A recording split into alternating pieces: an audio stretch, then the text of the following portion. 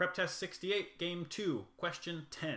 If F is in the same or is on the same day as H, which of the following must be true?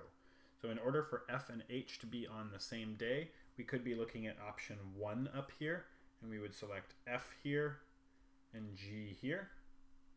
Or we could be looking at option 2 down here and place F and H here on Tuesday, and that would mean that G and J interchangeably or on Monday and Wednesday. We want to know something that must be true in all situations. Is F in W? Definitely not.